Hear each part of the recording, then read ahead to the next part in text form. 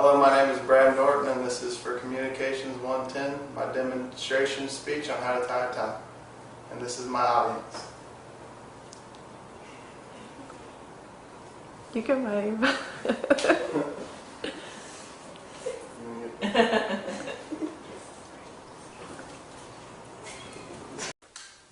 This is a clip-on tie. Are your closets currently filled with clip-on ties that are outdated? Well, is it because you do not know how to properly tie your own tie?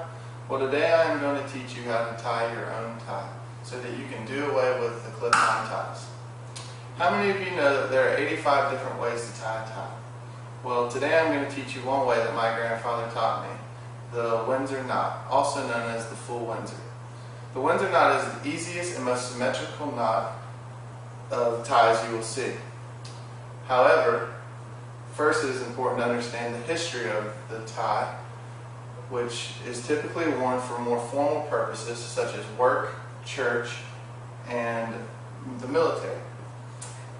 Traditionally, ties are worn with the top button and the tie knot comfortably between the collar points. However, it is becoming more common for ties to be more and more casual, where the tie is loosely around the neck and the top 1 to 2 buttons are unbuttoned. I am now going to demonstrate to you how to successfully tie a full Windsor knot. Start by buttoning your buttons all the way to the top of your collar. Now, pull your collar up so that you can place your tie around your neck, with the wide end of the tie on the right and the narrow end of the tie on the left. Now you want to leave about 3 to 4 inches of your narrow end of the tie after crossing the wide end of the tie up and over around the loop. Then you're going to place the wide end of the tie on the right side.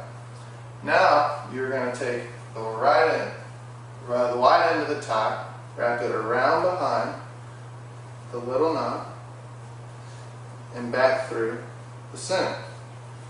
Rather simple. Now that you have successfully done that, you will see that your knot is beginning to take form.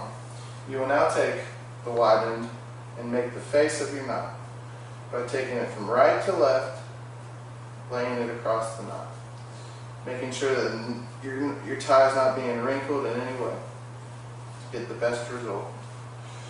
So you're going to pull it back up through, and now you're going to throw your tie back a little bit so that you can loosen the knot, so that you can slide the wide end of the tie back down into the knot. This is where you adjust your tie so that it will look good. After adjusting your tie, grab the narrow end of the tie and the wide end of the tie and pull snug to where your knot will stay in place. Once you have done so, take the narrow end of the tie and grab it with one hand and grab the other end of the tie and slide it up your neck to a comfortable position. Once you have done so, take your collar and flip it back down to where your tie cannot be seen anywhere else around your collar. This is a successful full Windsor knot. If you notice, the tie is right above my belt line.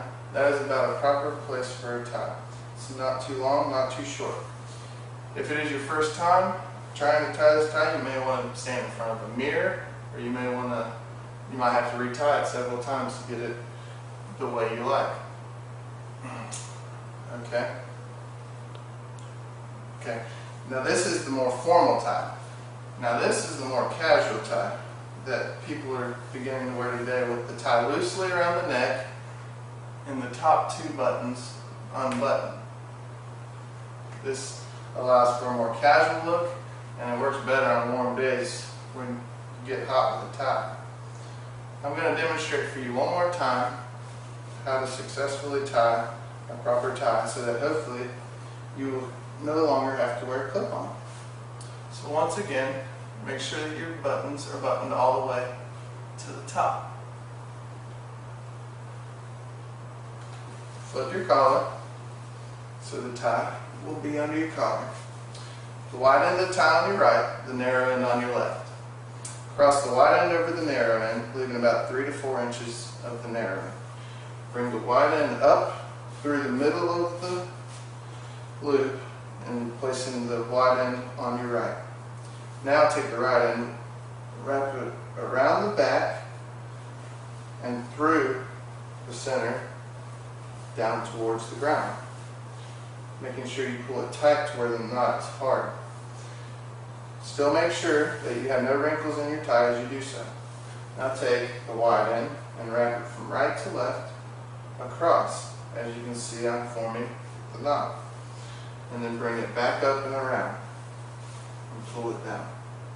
Once you have done so, loosen the knot and bring the wide end of the knot back through the hole. Adjust your tie so that it looks good, and then make it snug.